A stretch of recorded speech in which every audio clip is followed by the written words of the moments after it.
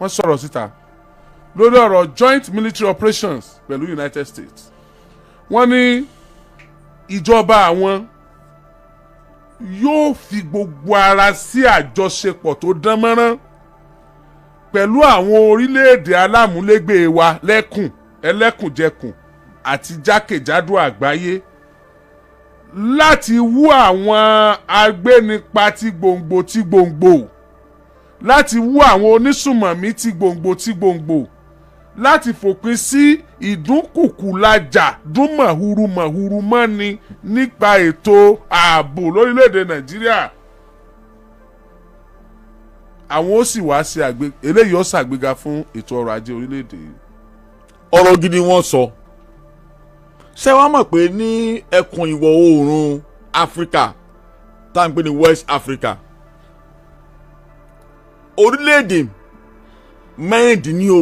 márùndínlógún ló wà níbẹ̀ 15 countries ló constitute West Africa. Ẹ káàbọ̀ sí orúkọ ni ẹ wo ẹ jẹ́ ká farabalẹ̀ ṣe rí fídíò sẹ́ẹ̀ wò lọ yìí a máa play fún yín níbi tí wọ́n ti tú pẹ̀rẹ̀pẹ̀rẹ̀ àṣírí gbogbo bó ṣe ń lọ pátápátá. Ẹ ti mọ̀ wípé táwọn bá ti rí báyà wa kì í sọ ètí a bá sọ gan ayẹpa ti ṣe wádìí kúlẹ̀kúlẹ̀ pé ṣé òtítọ́ ni ọ̀rọ̀ yìí kó tó di pé a mú wá sórí kànnì fún ẹ̀yin olólùfẹ́ wa láti máa jẹ ìgbádùn gbogbo bó ṣe ń lọ lágbo òṣèré. Ìwọ tó bá ti subscribe bóyá subscribe kó lè túbọ̀ máa jẹ ìgbádùn gbogbo bó ṣe ń lọ pátápátá lágbo òṣèré. Ó yẹ ká sojú abẹ́ǹkó bóyá. Inú 15 yẹn mo lè sọ wípé mẹ́ta nu wọ́n ti kúrò, wọ́n ti fọ́ọ̀mù Sahel báwọn ọba ECOWAS ṣe mọ́. Burkina Faso, Niger Republic àti Mali, àwọn ìjọba ológun ti gba ibẹ̀ yẹn. Àwọn wá ta kété bí àbàtà tí ò bódò tán. Kò wá sí ìhùn nìkan, wọ́n wá ń wo àwọn akẹgbẹ́ wọn tí wọ́n jọ wà ní agbègbè yìí, àwọn the remaining 12 country. Wọ́n ń gbégbé ayé ìfura pẹ̀lú wọn. Wọn ò ní gbẹ́kẹ̀lé nínú Nigeria àti other rest of West African country. Wọn ò gbà àwọn gbọ́ mọ́. Tí bàálù èyíkéyìí nínú àwọn country yẹn bá fò kọjá, most especially ní Burkina Faso, ní Niger, ní Mali, ariwo wọn ò fi ta pé ṣèṣe pé àbọ̀dé ti wọlé. Now wọn ò tí ì rí àárín wọn tó. Some time ago Ààrẹ Bọ́lá Ahmed Tinubu fẹ́ nawọ́ ìjà sí wọn pé ẹ jẹ́ ká fi ipá mú wọn mọ́ra. Àwọn kan ló wá kọ́ṣọ́ wọn pé ẹ má dán wò pé ẹ fi ogun àbí agídí wọ àwọn orílẹ̀ mẹ́ta yìí mọ́ra. Báyìí sọ̀rọ̀ lọ́wọ́ báyìí nísìnyí wọ́n ti fọ́ọ̀mù alliance àmẹ́ẹ̀ta yẹn wọ́n sì dúró bí àfọ́kùgò tó dúró tìkanra ni láàmẹ́ẹ̀ta yẹn. Now àwọn agbésùnmọ̀mí sì rèé nígbà wọ́n ti rí pé àárín àwọn orílẹ̀-èdè 15 tó wà ní ìwọ̀ oòrùn Áfíríkà ò gúnrégé tó dáadáa. Wọ́n ń lo advantages yẹn láti máa fi ṣe jàǹbá. Tó lọ́wọ́lọ́wọ́ báyìí nísìnyí àwọn orílẹ̀-èdè mẹ́ta yẹn péré ló ń bára wọn sọ̀rọ̀. Bó láìpẹ́ yìí mo rí pé arákùnrin tó wà ní Burkina Faso, Traoré, ó wùwà kan tí ó jẹ́ ìwúrí fún mi. Ìgbà tí ó ní pé àwọn ọmọ ogun Nàìjíríà kan wá sí ọ̀dọ̀ òun gẹ́gẹ́ bí àmì tó sì mú wọn mọ́lẹ̀. Gbẹ́sẹ̀ lé báàlù wọn. Ó gbẹ́sẹ̀ lé báàlù wọn. Ó gbẹ́sẹ̀ láwọn náà. Wọ́n ti ẹ̀ mọ́lé. Ipò òun ò ní lọ. Ó wá sọ̀rọ̀ kan pé gbogbo tó sọ pé òun ò ní jẹ́ kí ẹ̀jẹ̀ ọmọ ìyá àwọn tó jáfíríkà kó tọwọ́ òun bọ́. Ó sì ṣe gbogbo ètò láàrin Nàìjíríà àti Burkina Faso ìlú rẹ̀ bó ṣe hand over àwọn ọmọ ogun yẹn sílẹ̀ fún wọn láti pé ó bínú àbídélẹ̀ tán. Now the point is now this, tá a bá ń rírú àwọn èèyàn bẹ́ẹ̀ níwọ̀ oòrùn Áfíríkà tí wọ́n ń fi òye àti ọgbọ́n orí ṣìṣàkóso láàrin wọn bẹ́ẹ̀, ó ti fi hàn wípé West Africa ní development because ogun terrorism ò ṣe é jájà. Ẹ jẹ́ ká sòtọ́ ọ̀rọ̀ fúnra wa because àwọn agbésùnmọ̀mí ń cross láti border kan sí border míì láti ṣiṣẹ́ ibi. Tí ẹ bá sì mójútó alábàgbé yín pé kó má fogun jà yín kó má kó tiẹ̀ bá yín kò sígbà tí wàá lóòní máa dé. Now ẹnìkan wà lẹ́gbẹ̀ẹ́ ilé rẹ̀ àbí lẹ́gbẹ̀ẹ́ ilé rẹ̀ ó ń wà tí ò dáa fàpẹ̀rẹ̀ ni o ọwọ́ akáwọ́ gbéra yóò kàn án òun wò ní ẹ̀rẹ̀kùn tó kò tí ì súnmọ́ kó tó di pé yóò gbé wàhálà wá káwọn mọ̀ọ́mọ́lé ló ti dìde pé wá o ohun tó ń dáwò àbílẹ̀ tó ń sun àbí nǹkan tó ń ṣe lókèrè yẹ yóò pàmò náà lára o òun ti tè pariwo fún un. Àwọn gẹ́gẹ́ bíi adarí ilẹ̀ chairman fún former chairman fún ECOWAS tí wọ́n jẹ́ wọ́n gbọ́dọ̀ rí i pé wọ́n pe àwọn adarí ilẹ̀ Áfíríkà yòókù mọ́ra láti rí i pé bóun làwọn agbésùmọ̀mí ṣe ń rìn nǹkan jagun tẹ́ pé wọ́n ó tọ̀dọ̀ mi bọ́dọ̀ rẹ bọ́ síbòmíì bóun la ṣe lè mójútó tó bá sá lọ́dọ̀ mi ń bí tó bá lọ́dọ̀ rẹ náà wàhálà ni ó kò. ìyẹn ni regional. ìyẹn ni regional. what of the global. global wa ni pé ẹni terrorism ti kò ní nǹkan regional nìkan ó ti di global agenda global idea táwọn kan sì ń sponsor ẹ̀ now ó ti kú láwọn Áfíríkà nìkan àwọn kan wà pé wọ́n lágbàáyé pé terrorism global terrorism àwọn ń finance ẹ̀ now in that regard Nàìjíríà ò gbọdọ̀ dádúró ECOWAS ò gbọdọ̀ dádúró ó gbọdọ̀ extend tentacle ẹ̀ sí àwọn àjọ àgbáyé míì náà pé ẹ wá o ogun yìí ogun tá a jọjà ni o kìí sàwọn nìkan bí làájà o because tẹ́ ẹ bá ní pé ká máa jàjà ń bí tá a bá ṣẹ́gun ti bí tọ̀hún yẹn náà to spill over wá sí bí ó ti di joint assignment joint business tá a gbọ́dọ̀ wage counter terrorism láti rí pa àfẹ̀yìn ìgbésùnmọ̀mí balẹ̀ torí pé kí ni ìgbésùnmọ̀mí ti kó ní nǹkan regional ó ti di nǹkan global agenda tí àwọn kan ti gbé kalẹ̀ láti máa fi fòró orílẹ̀-èdè àgbáyé wọn ò gbọ́dọ̀ wòran wọ́n gbọ́dọ̀ ṣiṣẹ́ pọ̀ ni wọ́n gbọ́dọ̀ ṣiṣẹ́ pọ̀ ni. ààrẹ ti ń sọ tá ààrẹ ń sọ sí ni pé. ààrẹ Bọ́lá Ahmed Tinubu. ọ̀rọ̀ United States of America tí wọ́n wá pé àwọn fọwọ́ sí àwọn làwọn jọ mọ̀ that's the. ṣe mọ̀ pé tí ara ilé èèyàn bá fẹ́ sọ̀yàn ló kọ tí ò jẹ́ téèyàn some time ago ààrẹ Donald Trump ó place Nigeria under country of particular concern ààrẹ Bọ́lá Ahmed Tinubu sì mọ àtàwọn tó jólóye káàkiri àgbáyé wọ́n mọ nǹkan tó túmọ̀ sí láti declare country ní country of particular concern ìdẹ́yẹsí á wà sí wa gan àti pé nígbà tí wàhálà yẹn bẹ̀rẹ̀ ààrẹ Donald Trump sọ ọ̀rọ̀ tó le gan ságbàáyé pé àwọn ò gbégbèsè tó jẹ mọ́ ogun láti bẹ̀ Nàìjíríà wò náà ìdánìgà ó wá rí pé táwọn ọba tètè fọwọ́sowọ́pọ̀ pẹ̀lú ilẹ̀ Amẹ́ríkà á dàbẹ̀ ni pé ìjọba ló ń ṣe àtìlẹ́yìn fún àwọn agbésùmọ̀mí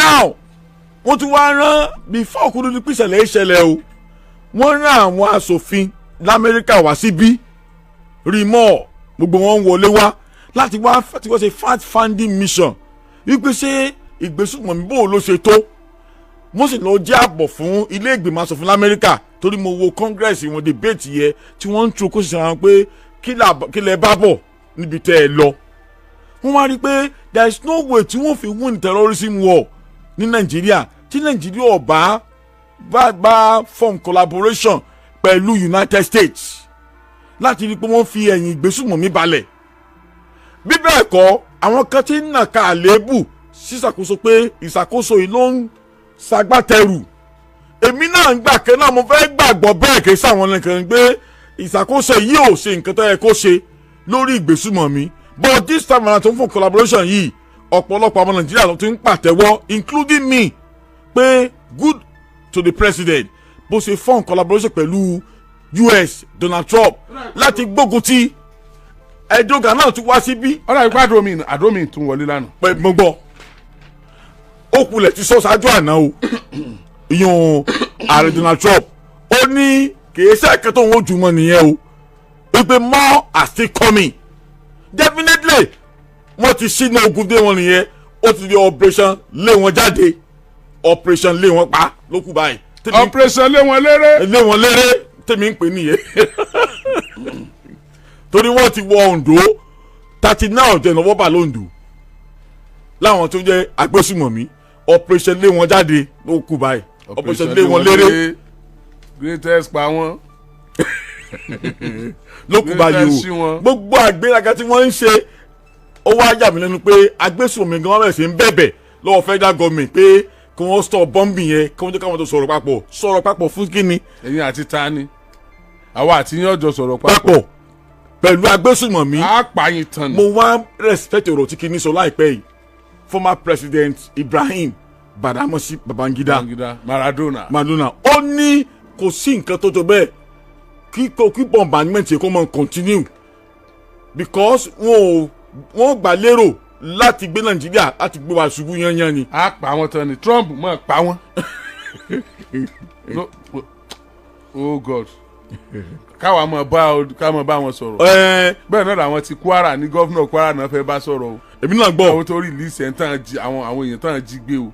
Wọ́n ń pàtàkì ara wọn pípẹ́ tẹ́lẹ̀ náà wọ́n rí àwọn gẹ́gẹ́ bẹ́ẹ̀ ni pé àwọn ń gba tax àwọn sì ń yan fọnda láàrin ìlú kò sí tó fọwọ́ ká wọn tí ìbá sì ń rí rẹ̀ pé ní pé òun náà ti jọba láàyè ara rẹ̀ àwọn náà ní ti jọba láàrin àwọn ọmọ lọ́wọ́lọ́wọ́ báyìí nísìnyí omi ti tọ̀yìn gbomi lẹ́nu. wọn lè mọ́ pọ̀ sí i níbo ti jẹ́ pé ń jò ní àwọn tí wọ́n mú Boko Haram wọ́n dá sọ sí wọn lọ́rùn ni wọ́n tún gbowó fún wọn wọ́n dà wọ́n má wùjọ wa náà tó ẹ̀gún. ibi tó kù ti jà wọn. àwọn tẹ́jẹ̀ ti wà lọ́wọ́ wọn. bẹ́ẹ̀ ni bó làwọn tẹ́ fẹ̀mí wọn ṣòfò àwọn tẹ́ padànù àwọn tẹ́ palẹ́kún bóńkì tí wọ́n ṣe jẹ́ ẹ̀rù ń bà mí fún nǹkan kan nígbà tí apààyàn bá bẹ̀rẹ̀ sí yan fana káàkiri ìlú tó sì ń láyà tó sì ń sọ̀rọ̀ pé òfin mọ́jọba sí ní tì. sórílẹ̀-èdè yìí ṣàṣẹ̀ṣẹ̀ débẹ̀ ni sọ́mọ àná ni wá ni ayé làwà tá a fi tí kìíní fi dé àmọ̀gbà tó pé tá a bá ń ka ìròyìn àdó olóró búgbàmù ní erékùṣù Congo kìíní kan ààrẹ mùtútù ṣẹ̀ṣẹ̀ kù kìíní kan lókèrè lọ́hùn ó lọ òkèrè láti mọ̀ ká àmọ́ ti mọ̀ gbọ́ ọ wà ní kó wá wọlé tọ̀ wá ń bí. níbi ìròyìn àgbáyé níbi ìṣù ẹ̀sìn gbà náà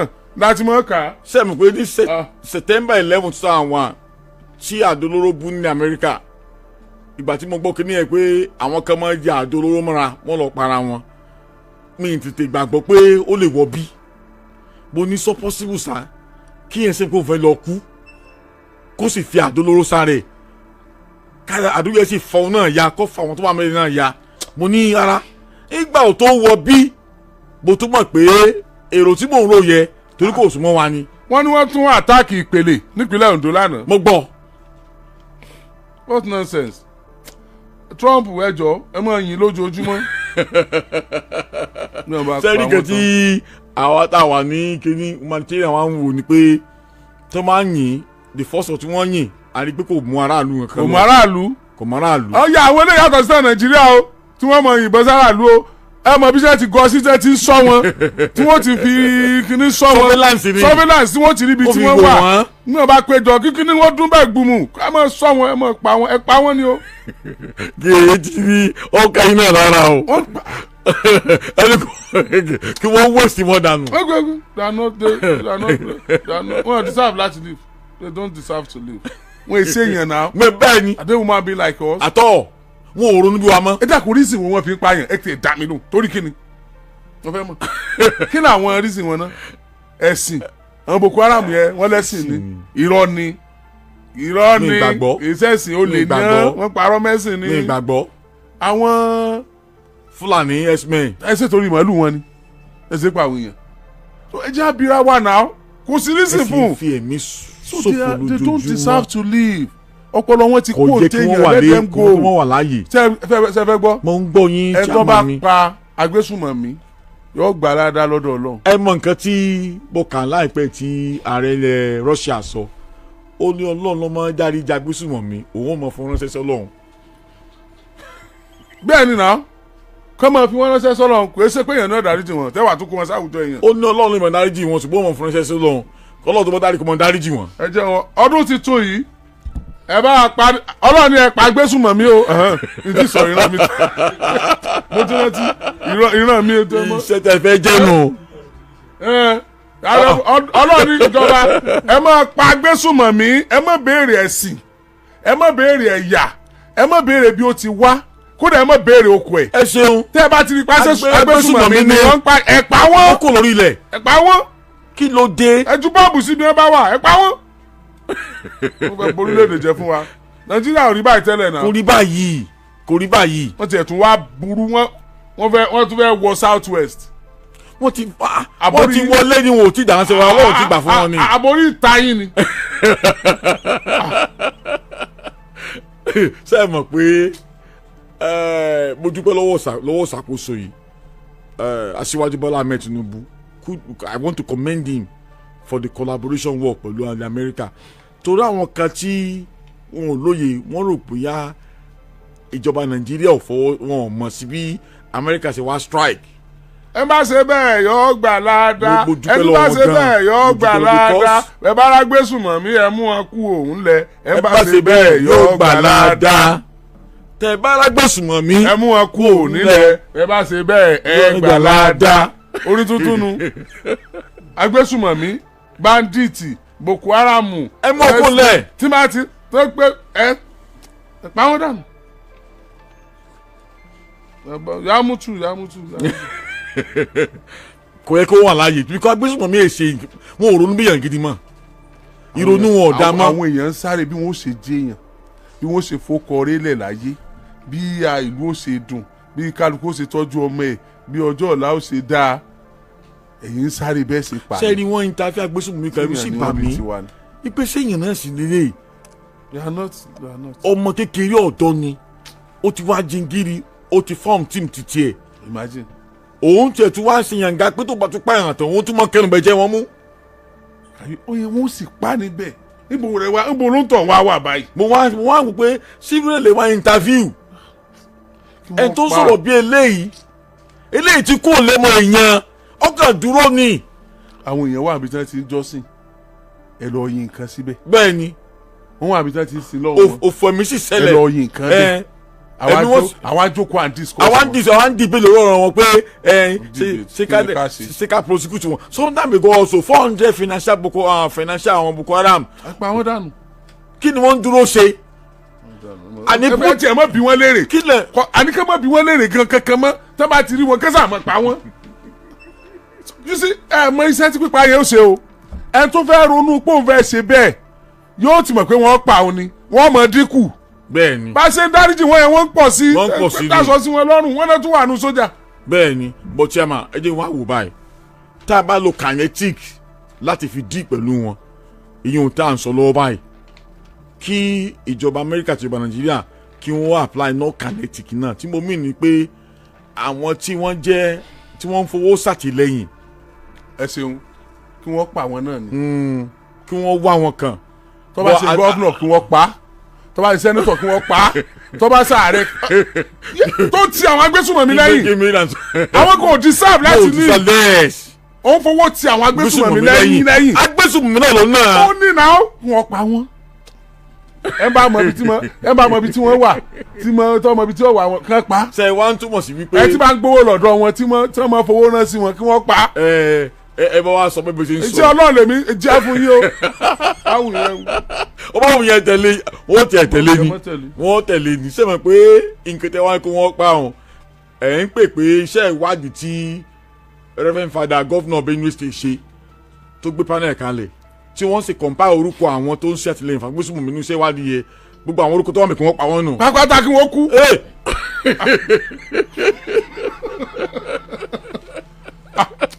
wọ́n kú wọ́n pààyàn náà. tẹ́ ẹ bá mọ̀ ń sọ ẹ mọ̀ gómìnà kú nàlẹ́ ń sọ wọn. tó bá wà bẹ́ẹ̀ kó kú.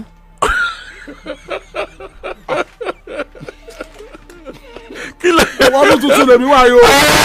ìyá Jésù náà ní ọ̀dà àdá òsìkò. gbẹgbẹ tó bá wà bẹ́ẹ̀ kán pa wọ́n. ẹ bínú tẹ́lẹ̀ nù. ọmọ ti bínú tán.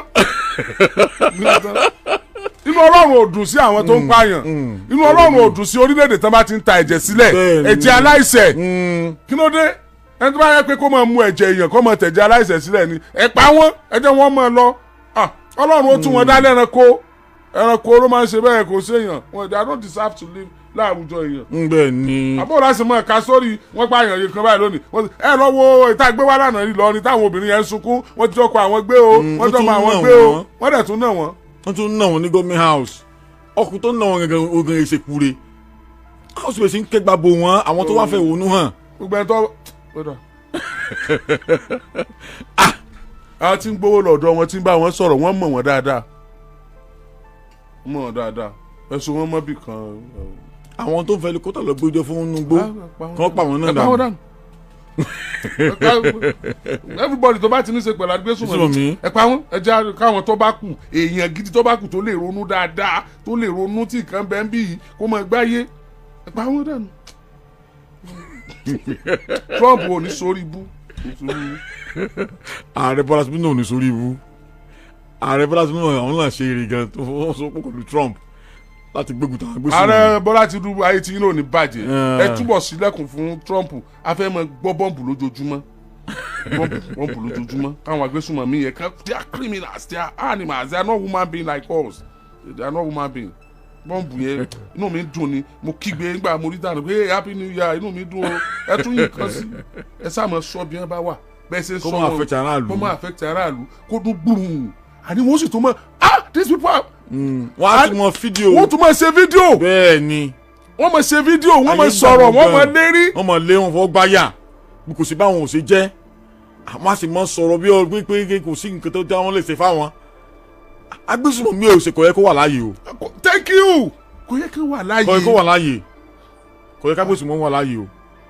sọ pé wọ́n wá yan wọn rí mọ́ o ọ lọ ságbègbè bíi báyìí o àwọn ọmọọṣẹ́ tí ń ṣe o agbésùnmọ̀mí ni wọ́n ti ka mọ́ káàmpù náà fi pa wọn. bẹ́ẹ̀ni kó mọ bá tiẹ̀ lọ. ẹ ti bá ń ta ráìsì tí ń tẹ̀wà tí ń ta yéró tó yẹ pé kò rí aráàlú tà fún mọ́ àwọn agbésùnmọ̀mí ní lọ tà fún tí ń supply wọn tẹ́ bá bá wọn bẹ̀ ẹ pa wọn.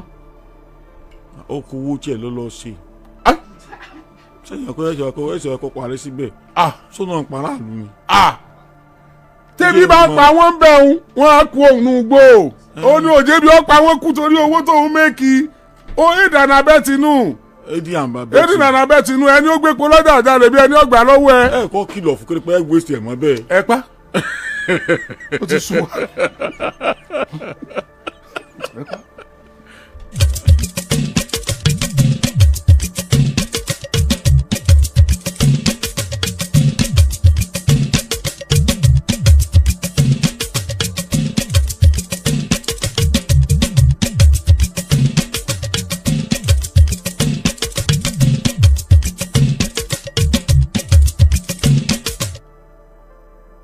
àánú ni mo ṣe yín comment section láàárọ̀ yìí mo rò pé ẹnìkan sọ pé ẹ mọ̀ pa wọ́n ni wo ìgbà mú àdírẹ́sì ẹ ìgbà nà páàsì ẹ ẹ jẹ́ kí àwọn èèyàn dá sí ẹ fóònù nọ́mbà tí wọ́n pè sí ó náà ní 07041001887 07041001887 international nǹkan. +44 740 569 7158 ẹ tán fóònù méjèèjì o ìkejì dà +44 740 569 7158 ká tó máa gba ìpè wọlé Peter Obi ó ti darapọ̀ mọ́ ẹgbẹ́ òṣèlú ADC lánàá ó sì sọ pé ní 2027 o kẹ́nìkan máa lọ gbé wá wípé òun o òun ò rí ìgìbò wọ́n bá wọn bẹ̀ o àkọlé sókànwá tòní wọ́n ti fún wọn ní àkọlé sókànwá tòní ní ẹ̀pà wọn. wọn wá kó tán o ẹ̀pà wọn nìkan kọ́ o ẹ̀pà agbésùnmọ̀mí ni ọ̀kọ́ tán. tẹ́ bá ti rí agbésùnmọ̀mí ẹ̀pà wọn kill terrorists. Yes. sẹ́rí ọ̀tún tí Peter Obi sọ pé ẹ̀rín ẹ̀ pa mí. ẹ̀rín ẹ̀ báwo. ẹ̀rín ẹ̀ pa mí fọlọ́ tó sọ pé wọ́n bá wọn bẹ́ o. ọ̀sáyè fún rígì ni. sẹ́rí tẹ́lẹ̀ mi máa ń sọ̀rọ̀ kéé wo bóun ṣe tó.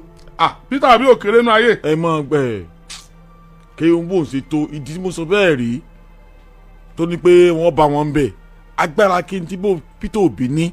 ó ní agbára masses. agbára àwọn èrò agbára kí láràlú ní lórí INEC ju pé táràlú bá dìbò. á ti dúró tì í. kí wọ́n dúró ṣùgbọ́n aráàlú kọ́ lóyún rẹfúrí o kí wọ́n rántí o. àwọn tó sì ń gbá bọ́ọ̀lù lórí fíríjì ìkan wọn náà ń díje ààrẹ náà díje o ààrẹ àwọn gba kọ̀ǹtù ààrẹ federal government ní rẹfúrí sì wà o. láíláí independent ẹ̀yin náà sọ ẹ rẹ́rìn kí ni ẹ fi rẹ́rìn. gbà tẹ́ rẹ́rìn lọ ló jẹ́ pọ́s náà. sẹ́yìn ni ẹ̀mí ni wàá ràn yín. independent INEC àbí. INEC independent national electoral commission. national electoral commission ni. independent ni wọ́n ta ni. independent. ta ló falága bẹ́ẹ̀. Goodluck Ebele Jonathan was there as president. He was voted out and declared Buhari, and INEC declared Buhari as the winner of the election in the year 2015, despite the fact that he's in charge. ṣé ẹ wàá fi di ẹ máa declare Goodluck ẹ máa sọ pé Goodluck torí Goodluck kì í kò yọ ó mú Táírù Jẹ̀ga tó sì mọ̀ pé ẹni tí ó fẹ̀yìn wọn balẹ̀ rí táwọn èèyàn sì ké fún ọkùnrin tó ń sunná àfọkùnrin ẹgbẹ́ ẹ̀. Akọ̀ṣẹ́ ní sí. àwọn kúkà lọ́dún kò ti Goodluck lọ́rùn ní pé kó gbà ó ti dé bánu kì í ti pé wò náà bẹ́ẹ̀ mímí kò sọ fún Goodluck pé ẹni tó fi bẹ́ẹ̀ yí ọ̀rọ̀ pé o ti ń dágbé o ti ń juwọ́ o pé ò ṣèjọba mọ́ o because at times you dey the heart of enlargement of heart tí Goodluck ní tó fi allow APC the large heart tí Goodluck ní tó fi allow APC láti fọ́ májà some party ò lè gbàgbé ẹ̀ láàyè ẹ̀mújà gbàgbé ACN gbà yẹ CPC part of AGA PDP mo lè sọ fún yín pé àwọn pàtó wà lóde yìí wọn ò lè fi àyè rẹ̀ gba ẹni pàtì kó fọ́run májà bẹ́ẹ̀ gbogbo ọ̀nà wọ́n sàn pé ìmẹ́ni nìkan ìmọ̀tún ìmọ̀jọ ìmọ̀-ẹni nìkan kì í dalẹ̀. ó tún wọn ká ní àwọn tó wà ń ta ó tún wọn ká ní Goodluck gbọ́wọ́ lẹ́rán wọ́n sì fọ́ májà yẹn ṣojú ẹ̀. But that was no. I as a politician, he should know how to maneuver. He should know how to rigmarole. He should know how to the politicking behind disruption of Maja. Yẹ kó ṣe before Maja. But Tinubu is articulate enough to make sure pé àwọn Maja work. Ara ṣe yẹn ni pé PDP ò sinmi. Iṣẹ́ tó kù ní ìsìn ni pé how to take care of SDP ADC tó ní òfin ní fọkànbalẹ̀ but yẹn ò ní ṣe pẹ̀lú election now tí wọ́n bá ti ní fọkànbalẹ̀ before election problem wọn ni ò ní jẹ́ kán wọlé kì í ṣe pé wọ́n á rí ìdìbò you get it.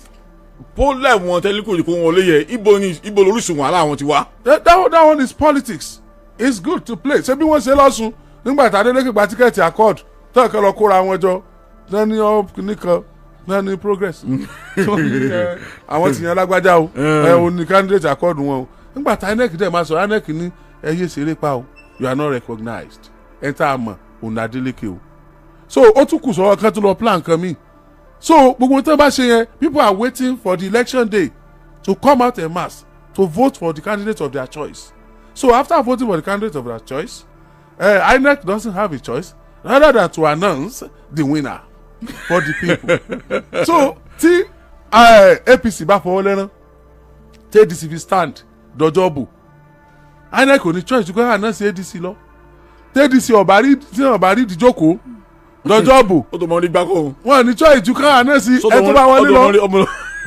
ó tó mọ ní gbá rí. Yes, what assurance ibi tí mo lọ gan yìí what assurance do we have that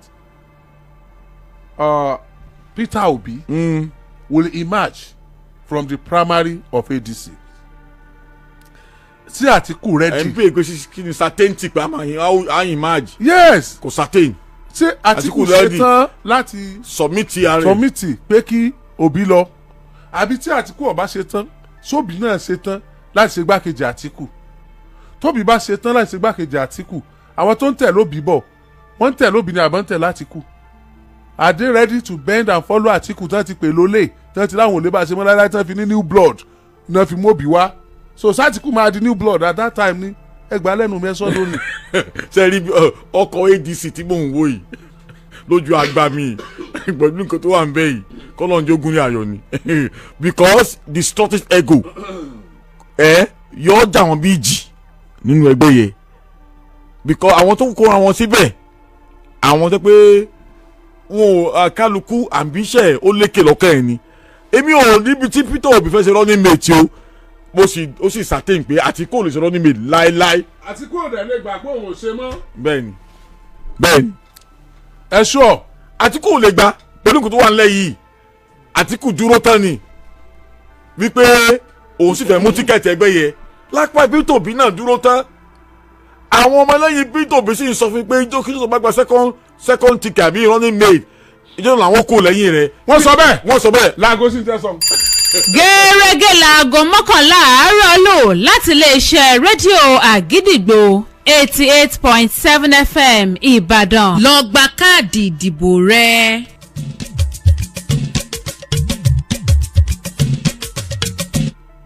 Obi. wọ́n ní pé jókító sípò bá fi lè gbà láti ṣe running mate fẹ́ni candidate ìjọ làwọn withdraw support àwọn kò lẹ́yìn ẹ̀. òun náà sì rèé pẹ̀lú bó ṣe ń lọ kò lè gbà láti ṣe running mate fẹ́ni body.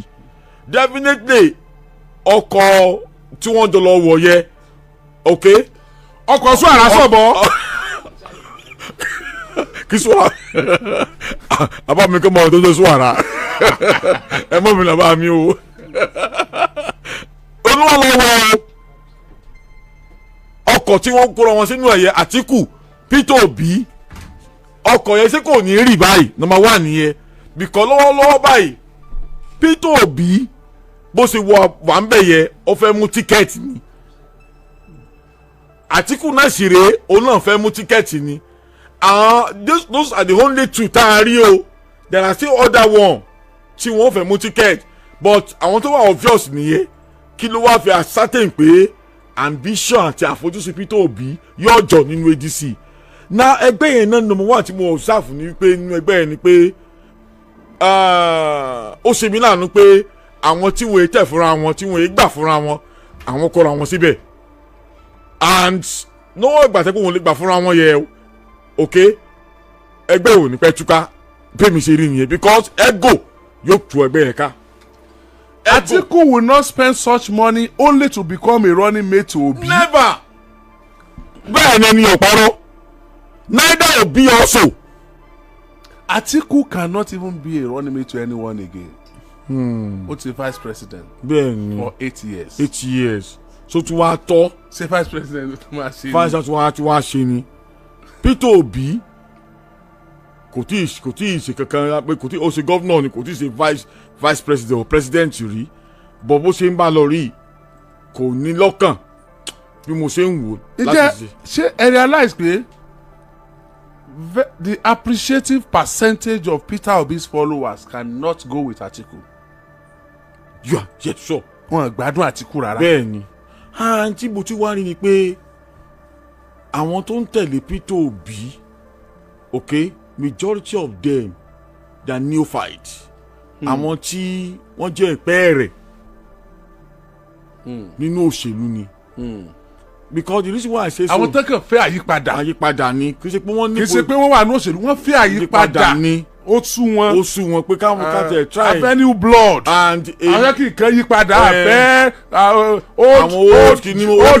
old wine nínú new bottle afẹ́ mọ́ afẹ́. now and irú thought tí wọ́n ní yẹn the thought is too narrow thought yẹn narrow thought yóò gbòòrò tó pé dandan asáǹfààní padà ní àyípadà tá a béèrè fún 2015 rèé tá a rò pé magic kò ṣẹlẹ̀ àyípadà tipátipá pé kí PDP sáà máa ń lọ after 16 years tá a count cost irú àyípadà wo là ń béèrè fún is it positive or negative tẹ bá kàn ń bọ̀ explain pé ẹ sáà fẹ́ gbé Peter Obi lọ́wọ́ by all means ta ni Peter Obi ìjẹ́ current system yìí tá à ń lò lọ́wọ́lọ́wọ́ báyìí ìjọ lóye kí Peter Obi perform. ìyẹn kan sọ pé Obi is not even new blood at all. ara wọn náà ni. ara wọn náà ni àwọn tó wá ń tẹ̀lé lẹ́yìn àkọ́dẹ neophyte ìpẹ́ rẹ̀ òpóǹlò ni wọ́n ní òṣèlú. ẹ mọ̀ ń bú wọn. ìpẹ́ rẹ̀ ni wọ́n náà ìdìbòsí ìpẹ́ rẹ̀ rí ìrírí àti àfojúsùn tó gbòòrò láti yàtọ̀ láàrin ìpẹ́ rẹ̀ àtẹ̀ntó tó ti ojúbọ ní òṣèlú. ẹni tí ò bá ní ìrírí tó gbòòrò ìwà rẹ̀ àti iṣẹ́ rẹ̀ láti gbèrú neophyte. àwọn kan ń dàlẹ̀ Peter Obi wọ́n kàn ń dàtẹ̀lẹ̀ lẹ́yìn just because they are desperate pé asáǹfẹ́ èèyàn tuntun bẹ̀. ṣé Peter Obi fẹ́ fi magic ni does he have anything láti ṣe does he have kò ní magic tó lè perform nígbò yẹn tèmi ni o unless tá a bá introduce fiscal federalism ta ni regional government. Many of Peter Obi's supporters have vowed never to support him if he dare to join Atiku. ethnicity will play out. Obi will concede to be deputy. Tó bá sọ pé òun ṣe deputy. Ṣé ìtí àwọn ADC fẹ́ torí ẹ̀ fi ṣe deputy fún tínú wọn dùn pé ń bọ̀ ṣé wọn ó dẹ̀ rí mú délé ilé ológo? Peter Obi's followers. Are they following him to become the running mate? Or they are following him to become the president of President Federal won't follow Republic him of because I Nigeria? interview some of them. President won't follow him running mate. Wow. Mo fọ pé ọkọ̀ EDC yẹ ṣèṣe ní kó máa rì sínú omi. Ṣèṣe ní kókó yẹn máa rì sínú omi. Torí pé kí ni a di pé kàkà kékeré àkápò ẹ̀kùn. Wọ́n wọ́n fi ṣe kálukú ọ̀sọ̀rọ̀ tiẹ̀ lọ́tọ̀ọ̀tọ̀ wọ́n fi ṣe gbẹ̀yìn.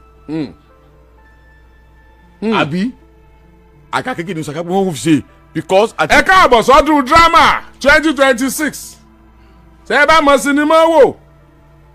Ẹ lọ tún àwọ̀ ojú yín ṣe dáadáa. Ẹ wò yálà ya fíìmù. Ẹ wo fíìmù gan o. 2026. Oh my God. Season film ni o. Season fíìmù ni o. Ó jùlẹ̀kùn méje lọ o.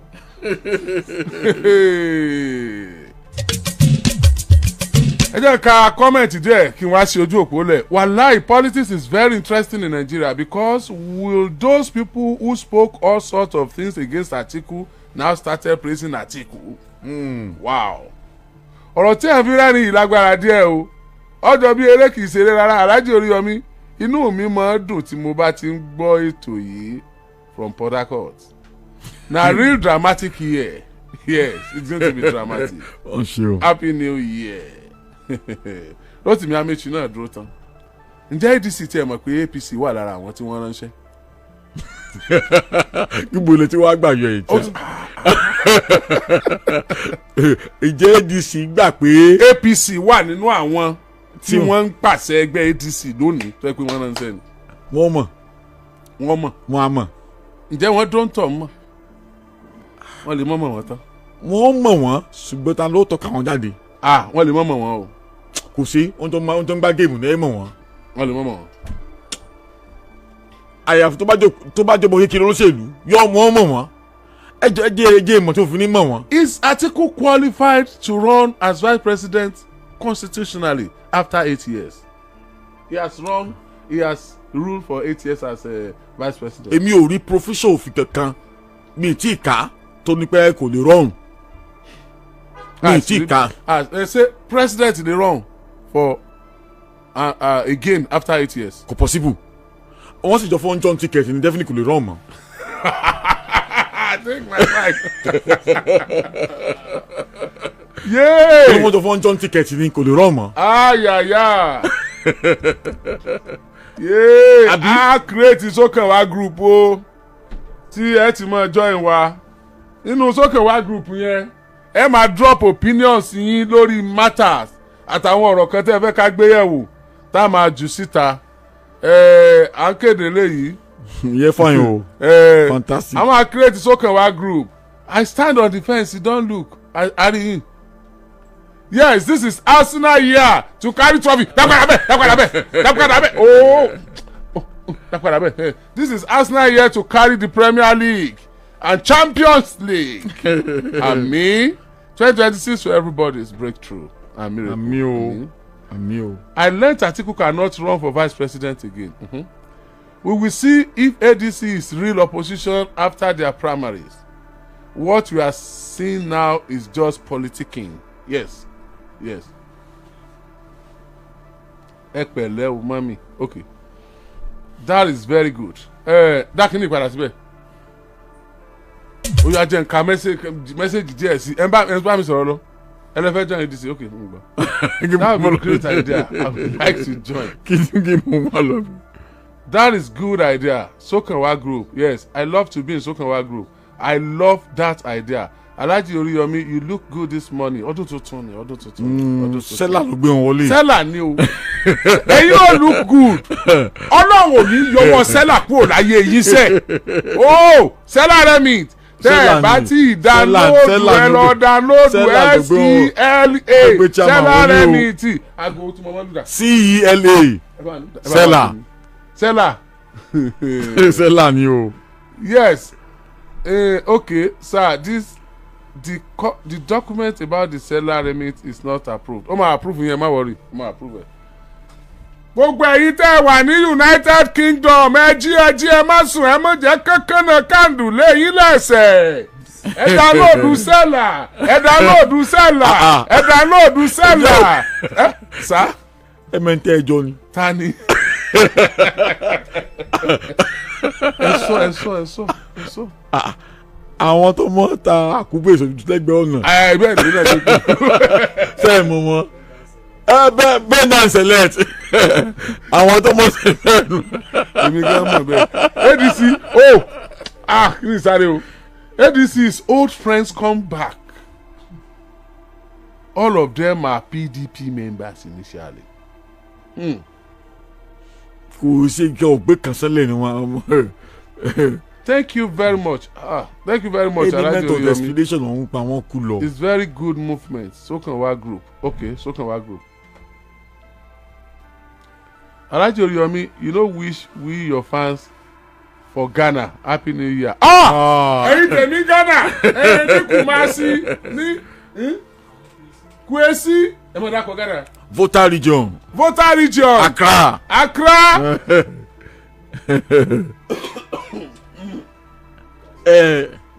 Sangobo Johannesburg in Ghana mo gbé. ẹ̀yin tí gbogbo Ghana pátápátá happy new year.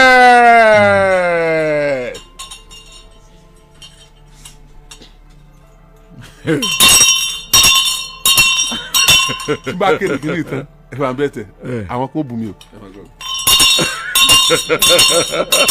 ẹ mú fóònù yín jáde ẹ download seller. ẹ mú fóònù yín jáde ẹ download seller. ẹ mú fóònù yín jáde ẹ download seller remit. ẹ máa wo kọ́mẹ̀ntì o wọ́n bù mí èmi kan ṣe tí wọ́n bù mí. ìbú ò jẹ́ nǹkan wọ́n dọ̀tí ni wọ́n.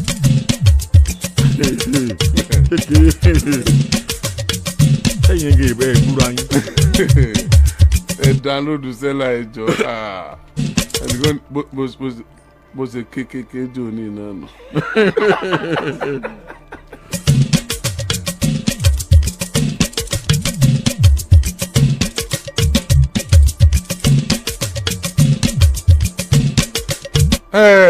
àwọn èèyàn ti ń fi ìfẹ́ hàn láti darapọ̀ mọ́ Sokanwa group. a máa discuss ọ̀pọ̀lọpọ̀ ọ̀rọ̀ tó ní ṣe pẹ̀lú orílẹ̀-èdè Nàìjíríà ń bẹ lórí Sokanwa group yẹn. a máa ní extension of Sokanwa, extension of the one on here. a máa extend ẹ̀ sórí Sokanwa group yẹn. a máa sọ̀rọ̀, a máa ṣe videos, a máa ṣe calling, a tún máa ṣe program lórí àwọn issues kan. àwọn ọ̀rọ̀ kan wà tá à ní fẹ́ sọ ní afẹ́fẹ́ a lè là mọ́lẹ̀ ń bẹ̀, a lè lo TikTok, a lè lo èwo wọ́n lò sí yẹn wọ́n fẹ́ gbèdé yẹn náà. àwọn ọmọ bó sì ti ń lò ní ìsinyìí ẹ ti gbàgbé. a lè lo Facebook, a lè lo Instagram láti sọ̀rọ̀ so lórí Sokanwa group. Kí ni ti gan pa? Ó ti gan pa. Ó ti dé padà. Ó ti dúró.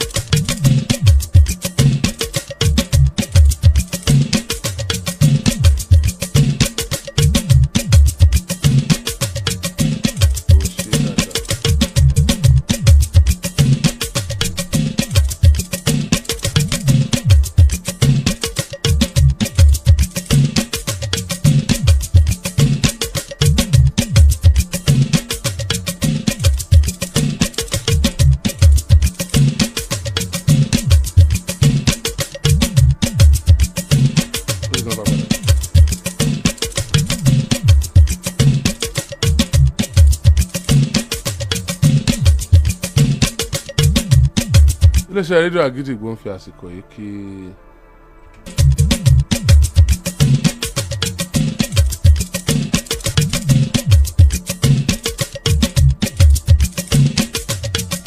ọlọ́jọ́ bí òní Alhaji Munir Abiodun Adepoju Ogundipẹ happy birthday o long life and prosperity Alhaji Munirudeen Abiodun Adepoju Ogundipẹ ìgbà ọdún kan ni o ẹ̀mí yóò gùn ẹ̀ẹ́dẹ̀ pẹ́ fún wa bàbá dáadáa ni wọ́n ti ní trend ni trend ẹja kúkú lo trend fún sókàn wa ẹja lo trend fún sókàn wa àbí thread ẹja lo thread fún sókàn wa ẹja lo thread fún sókàn wa Stella ni o kò ṣe Stella o Stella gẹ̀ẹ́sì ṣerú ètò ẹ̀kọ́ CELA o lẹ́ ń wò lórí mi so fún di eléyìí ẹ jẹ́ ká gba àwọn èèyàn wọlé Alhaji Muniru Abiodun Ogundipẹ congratulations long life and prosperity ẹ̀mí yóò gùn fún wa iléeṣẹ́ rédíò Àgídìgbò kí gbogbo ẹ̀yin olólùfẹ́ wa pátápátá ẹ ṣeun bí ojú ọ̀nà ọ̀yá àwọn èèyàn ti gbé wọlé. ẹ kú látàárọ̀. yes sir. láti gbọ̀ngàn bàbá Ibrahim. gbọ̀ngàn olúfi àrògọ̀dìjà. ọkùnrin lẹ̀ ké sí o. sábà o. ẹ jẹjà lórí ọ̀tá yín o. àmín. ọ̀yọ́ ń pè ọ́ ẹ mọ̀ mi kàn. ọlọ́run ló rán yín. ẹ má bẹ̀rù ọlọ́run ó tì lẹ́yìn o tẹ́ fi rí òkè yẹn gùn. àmín o. àbáríkọ́lá agbára ọlọ́run. nígbà tẹ́ ń pàtẹ́wọ́ lóru tẹ́ ń pàtẹ́wọ́ gbogbo bí ẹ ṣe rìnrìn àjò àwọn kamẹ́lá bẹ̀rẹ̀ tẹ́ pàtẹ́wọ́ fún o. ẹ sọ. àpọ̀jọ pé yọ sí gbangba lọ o. ṣùgbọ́n àwọn náà rí sí àtẹ̀wọ́ àrà tẹ̀wọ́. ọ̀rá gbogbo àwọn olólùfẹ́ wa nílùú gbọ̀ngàn ẹ pàtẹ́wọ́ fún wọn. gbọ̀ngàn olúfi àrògọ̀dìjà. ẹ ṣé o. yes sir. ẹ ṣé Àgídìgbò ní bàjẹ́ o. àmín sir. Àgídìgbò máa tẹ̀síwájú. àmín. Oríyọmí ẹ jẹjà lórí ọ̀tá o. àmín. ẹ jẹjà lórí àwọn ọ̀tá yín. àmín. ọ̀tá ò ní jẹjà lórí yín o. àmín. àwọn agbésùnmọ̀mí ẹ bá ti fọ́ọ̀mù bẹ́ẹ̀ kán mú kán bá ní pàdánù kí ni gbogbo wọn báyìí lónìí báyìí lọ́la yìí. lọ́ba tó wọ́n bẹ̀rẹ̀ lọ mú kán bá ní mú wọn. kán ṣe kí ni wọ́n mú kó pa wọn. kán lọ mú wọn kán pọ́n. pa wọ́n ni mo fẹ́ pa wọ́n yẹn ni mo sábẹ̀ gbọ́. ẹ wo ẹ̀hónú ó dábì hàn ní Ìlọrin kí ẹ lọ síwájú ilé gómìnà tó ń nà wọ́n bẹ́ẹ̀. ẹ bá ní bí gómìnà léèrè kí ló dé ó fi rí bá. ẹ bá ní bí léèrè kí ló dé. ẹ rí pé lẹ́yìn ọmọ eléyìí tọ́ka sí ẹ̀wẹ̀ tẹ́ ẹ bá dìbò fún dáadáa. ẹ ń bá lọ́gbọ́n torí ẹ̀ bá pé dáadáa ẹ wá gba 10,000 dìbò fún mi wá gba 20,000 pé kò lè bọ́ ọdún lè gàjí ìtàn. ẹ dìbò fẹ́ hàn èèyàn wọ́n ń náà yàn wọn ò mọ ká lè ṣe sí. nítorí ilé yìí kọ́ lọ́wọ́ tì lẹ́yìn o ẹ jẹjà lórí ọ̀tá o. Àgídìgbò lè bàjẹ́ o. òṣèlú ń dára bọ̀ ẹ jẹ́ káwọ́ ọmọlúwàbí yàn sí. òṣèlú ń dára bọ̀ ẹ jẹ́ káwọ́ ọmọlúwàbí yàn sí. àwọn mọ̀dàrú wọ̀nyí ò kàn má má delẹ̀ yìí mọ́. àwọn ọbalẹ̀jẹ̀ wọ̀nyí ò kàn má má delẹ̀ yìí mọ́ o. òṣèlú ń dára bọ̀ ẹ jẹ́ káwọ́ ọmọlúwàbí yàn sí. Happy New Year. Dr. Oríyọdé. Bàbá. Happy New Year. Happy New Year, sir. Ọmọdé Ejidiran. Happy New Year. Happy New Year, sir. Adétayọ̀ Tọ́lọ́dí ṣẹ́dí lórúkọ mi o. Ooo láti Calabar kọ́ yẹ. Yes. Abẹ́ tí wọ́n bá dàn ní. Yes, sir. Mo wà ń bàdàn. Láti Calabar ẹ gbọ́dọ̀ mọ́tà Àgídìgbò ẹ tó lọ o. Ṣé gbọ́? Operation Ẹ̀pà Agbésùnmọ̀mí dànù la wà ní 2026. ẹ sóríire. Operation Ẹ̀pà wọn dànù. Agbésùnmọ̀mí tẹ́ ẹ bá ti rí ẹ ṣe kí ni. Ẹ̀pà wọn dànù. Ẹ̀pà wọn dànù. Wàá sóríire bàbá mi. 2026 ọkàn wa máa balẹ̀. àmín. Inú wa dùn bẹ́ẹ̀ ṣe ṣàlàyé yẹn ń sọ ọkàn wa tún balẹ̀ ju tàtẹ̀yìnwá lọ. Gbogbo wọn tó lọ sí ìpele lọ́wọ́ ọwọ́ ìdá Ọlọ́run máa bà wọ́n. àmín. 2026 lágbára Ọlọ́run Àgídìgbò yóò máa tẹ̀síwájú. àmín. mo ní kí n ṣe àṣẹ ìdámọ́tò kọ́múrẹ́dẹ́ Jídìran ẹ ṣé o. Yes, sir. ok ó dàbọ̀. Yes, sir. àwọn olólùfẹ́ wa tí wọ́n ń gbọ́ wa nílé Ifẹ̀ Ọlọ́run dá ẹ bá ń pàtẹ́wọ́ fún wọn. wọ́n ń béèrè ni o. wọ́n béèrè ni. Ọya a parí ní 10:30 11:30 ẹ mọ̀ wọlé. Hello. Yes sir. Ẹ̀rọ ẹ̀kọ́ ètò. Yes sir. Alhaji Oríyọrí Hamzat. Happy New Year. Happy New Year ẹ̀kọ́ ètò. Yes sir. Ó kọ̀ mí ní Sálímọ́nù Owólabí láti Sasa. Láti Sasa Ìbàdàn. Láti Sasa bẹ́ẹ̀ ni o. Ṣé rí gbogbo ètò dẹ́ẹ̀ máa ṣe lágídígbò pátá? Àti sọ́kàn wá ni o. Kò sí kan táyé gbádùn. Tó yẹ yín. Ṣùgbọ́n ọ̀tá Ọlọ́run àtọ̀tá Nàìjíríà. Lẹ́yìn bá sọ pé bí wọ́n ṣe bí àwọn Amẹ́ríkà ṣe dé láti jẹ sàn. Ọ̀tá Nàìjíríà àtọ̀tọ̀ Ọlọ́run làwọn ẹ̀ ń bá lòun ọ̀faramọ́. Kódà àwọn ẹgbẹ́ kan tí wọ́n kọ́kọ́ sọ pé àwọn ọ̀faramọ́ ti Tinubu ṣe nínú àwọn ẹgbẹ́ olóṣèlú tí wọ́n ń múra ní ìsìn. Wàhálà ìjàlá ètè mọ́kọ́ fi ẹ́sẹ́ bí ẹ̀kọ́ ṣe pé Tinubu ṣe. Wàhálà nítorí pé gbogbo bí ẹ ṣe ń pa àwọn èèyàn gbèsè bẹ́ẹ̀ kí èrè tó bọ́yá wọn sọ pé torí nǹkan báyìí ni tí ò sí torí ń bẹ̀. Àìdí èyí Alhaji Oríyọmí pẹ̀lú ògo Ọlọ́run gbogbo ohun tá à ń wò níwájú yìí Ọlọ́run jẹ́ olégébé pẹ̀lú ògo Ọlọ́run. Ẹ ní dààmú. Ọlọ́run wọlá gbogbo òun ṣe fẹ́ rú òun ṣe fọmọ pẹ̀lú ògo Ọlọ́run jẹ́ olégébé lálàáfíà. Àní dààmú Sálímọ́nù Owólabí ni láti Sasa. Ẹ ṣeun. Àwọn olólùfẹ́ wa tí wọ́n ń gbọ́ wa nílùú Ìwó ẹ bá ń pàtẹ́wọ́ fún wọn. Àwọn olólùfẹ́ wa ní United Kingdom àtẹ́wọ́ wọn dà. Ti Paris ń kọ́. Àwọn olólùfẹ́ wa l'Amẹ́ríkà ẹ bùn wọn látẹ́wọ́. Àwọn olólùfẹ́ wa ní Paris ní gbogbo Europe London ní Austria ní gbogbo Europe pátápátá ẹ pàtẹ́wọ́ fún wọn tí èdè Germany. Gbogbo àwọn orílẹ̀-èdè tó wá wà ní Africa. Gabon, Benin Republic, Africoast, gbogbo Africoast ní gbogbo Africa ẹ bá ń pàtẹ́wọ́ fún wọn. Àwọn olólùfẹ́ wa níbo tó ni Asia country ẹ bá ń pàtẹ́wọ́ fún wọn.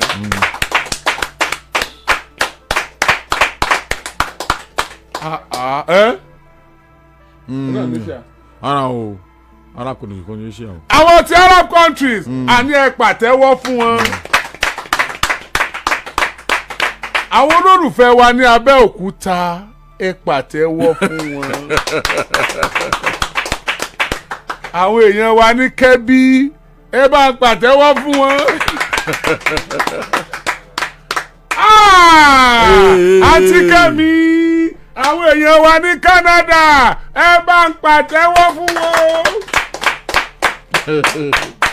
Kano State, Enugu State, Sokoto State, Kaduna State, Dubai ẹ pàtẹ́wọ́ fún wọn.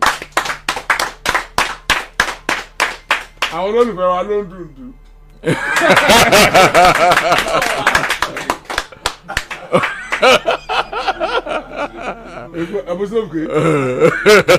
Ọba Àgùn ó ti tó ẹ̀yọ̀kan náà Ọba Àgùn.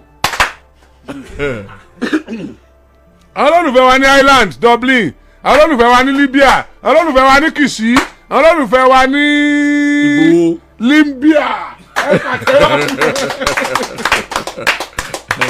àwọn olólùfẹ́ wa ní Ṣakí, àwọn olólùfẹ́ wa ní Ìṣẹ́yìn, Ìgbòho, Òkèhò, Ògbómọ̀ṣọ́, Ọ̀yọ́, Ìgbẹ́tì, Òṣogbo, Ìpàpọ̀, gbogbo Òkè Ògùn ẹ pàtẹ́wọ́ fún wọn.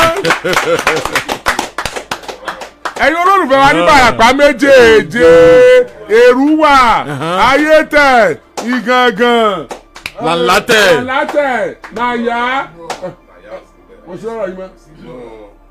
Ìgbọ̀rà, Ìdèrè, Ayétẹ̀ ẹ pàtẹ́wọ́ fún wọn. Mo ti dọ́gbọ̀n mọ̀ sọ́nà. Tí mo dọ́gbọ̀n mọ̀ sọ ni. Ògbómọ̀ṣọ́ ẹ pàtẹ́wọ́ fún wọn. Àwọn olólùfẹ́ wa ní Iléṣà ẹ bá ń pàtẹ́wọ́ fún wọn. Àwọn olólùfẹ́ wa lẹ́kọ̀ọ́ ẹ pàtẹ́wọ́ fún wọn o. Àpòmù Ìkirè Èkó yẹ pàtẹ́wọ́ fún wọn. àwọn olólùfẹ́ wa lóńdó ẹ pàtẹ́wọ́ fún wọn ẹ pàtẹ́wọ́ fáwọn Èkìtì torí Ṣọlá àwọn èèyàn wa ní ilẹ̀ Ìgbò ẹ pàtẹ́wọ́ fún wọn. Ta ló tún kú o àwọn èèyàn wa ní Akínlàlú ẹ bá ń pàtẹ́wọ́ fún wọn. ẹ̀yin wa lákínlàlú àní rírú ẹ̀ mọ́ lágbára Ọlọ́run ọdún eléyìí kì í sọ ọdún ẹkún fún yín àtẹ̀mí àtẹ̀yìn àní sunkún ní Japan ẹ pàtẹ́wọ́ fún wọn. China ibi tó rẹ wà ẹ pàtẹ́wọ́. ẹ bá pàtẹ́wọ́ fún àwọn èèyàn wa ní gáràjì ọlọ́dẹ tá a bá lọ sọ́nà òǹdó àwọn èèyàn mi wà mẹ́. àwọn èèyàn wa lórílẹ̀ Òwu ẹ pàtẹ́wọ́ fún wọn.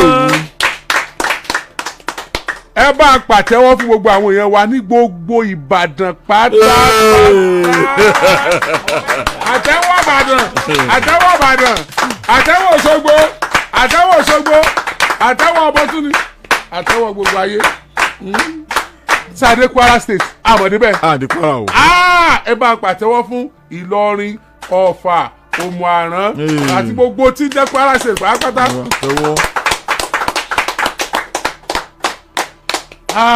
ẹ̀rín ilé ẹ bá pàtẹ́wọ́ wọn.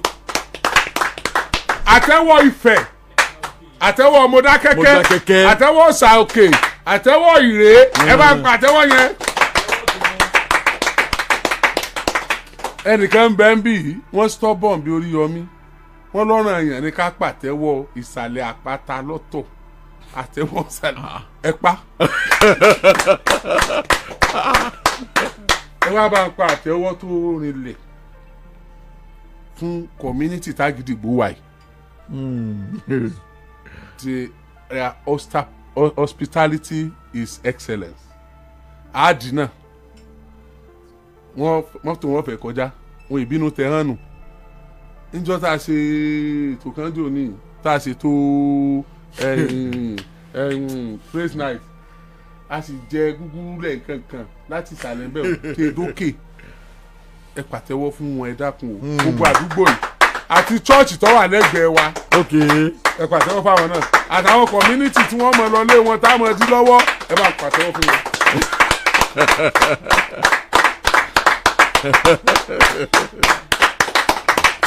ẹ pàtẹ́wọ́ bí ìrókò bí ó ti kó láìsí wọlé. ẹ wá bá ń pàtẹ́wọ́ fún gbogbo àwọn onímíkra àti onímínibus ní gbogbo Ọ̀yọ́ state pátápátá wọ́n rẹ̀rù ẹ̀ wọ́n gbé wá ọlọ́kadà náà oníkẹ̀kẹ́ márúwá wọ́n rẹ̀rù ẹ̀ wọ́n gbé wá á gbé fáwọn tó ní ẹ bá ń pàtẹ́wọ́ wọn tó yọ lọ. ẹ bá ń pàtẹ́wọ́ Brazil tó láwọn ọmọ Yorùbá tó wà ń bẹ̀. wọ́n wà Kúbà náà. wọ́n wà Kúbà náà. mo ti pàtẹ́wọ́ Oǹdó yẹn kan ní Oǹdó ńkọ́ mo ti pàtẹ́wọ́ Oǹdó ẹ bá ń pàtẹ́wọ́ Àjíà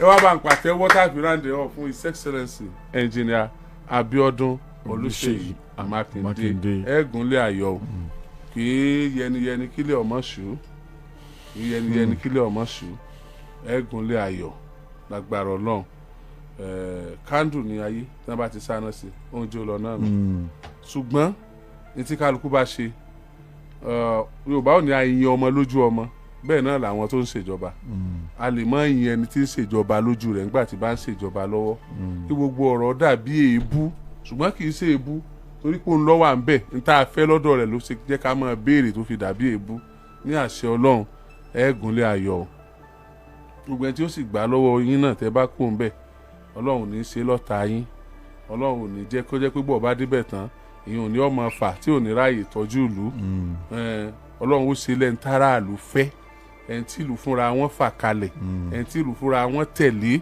tí ó sì jẹ́ pé wọ́dìfáà pé ìlú tẹ̀lé Ọlọ́run ní sẹ́yìn náà lọ́ta rẹ̀ kò sì ní so náà lọ́ta yín ẹ̀ẹ́gúnlé ayọ̀ tí wọ́n máa forúkọ yín sọ rere nípínlẹ̀ Ọ̀yọ́ yìí ní lágbára Ọlọ́run ẹ bá ń pàtẹ́wọ́ fún gómìnà His Excellency Engineer Abiodun Olúṣèyí Mákindé ẹdún ọmọ ti pa o ìdí ni pé lórí ètò sókàn wá a ti bú wọn lójú àwọn tí wọn mọ̀rọ̀ gbọ́ a ti yìn wọ́n lójú àwọn tí wọn mọ̀rọ̀ gbọ́ náà ni ṣùgbọ́n pàtàkì ibẹ̀ ni pé ààbò yín rí lórí ètò yìí o àti yìnyín rí bọ́rọ̀ ṣe rí òun là ń sọ so fún pé bọ́rọ̀ ṣe rí là ń sọ òun èyí tí ó dùn yín èyí tó dùn mọ́ yín síbẹ̀síbẹ̀ náà ẹ ní kọ́lọ́pàá wá gbé wa pé lórí ohun tá a sọ tọdún fi parí àwọn tọ́ọ̀gì ò sì torí yín náà wá àwa ń sọ pé lọ́dún 2026 yìí èyí tá a sọ ní 2025 yóò kéré sí ìta sọ ní 2026 yóò kéré gan tọ́ra sọ ọ̀rọ̀ gan ní 2026 yìí a sì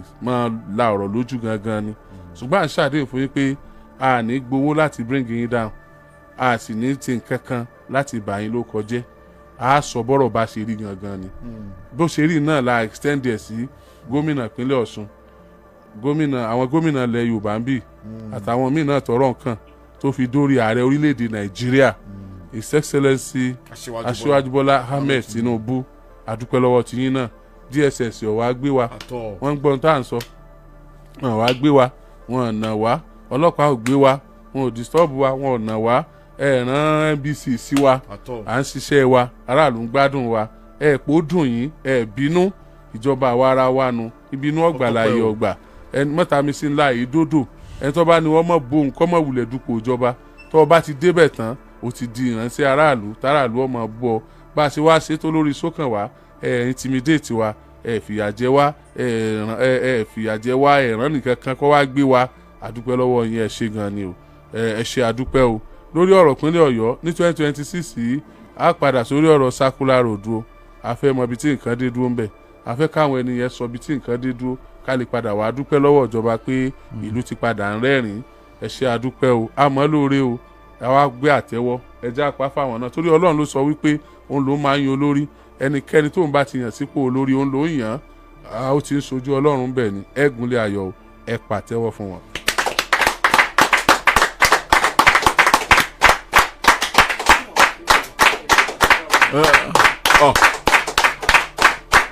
kí ló kọ̀ ló wọlé. ìkírun. ẹja dúró tí wọ́n yìí lọ́ba. ìkírun yìí. ìlú tí kírun bá lọ́ba á pàtẹ́wọ́ fún wọn. ẹ pàtẹ́wọ́ kékeré fún ìlú tí o ti lọ́ba yẹn. ẹ dágbére ẹja máa lọ. látọ̀dọ̀ mi comrade Ejidìran Ọmọlolú lórúkọ mi pàtàkì agbowó. agbowó ẹ pàtẹ́wọ́ sákì.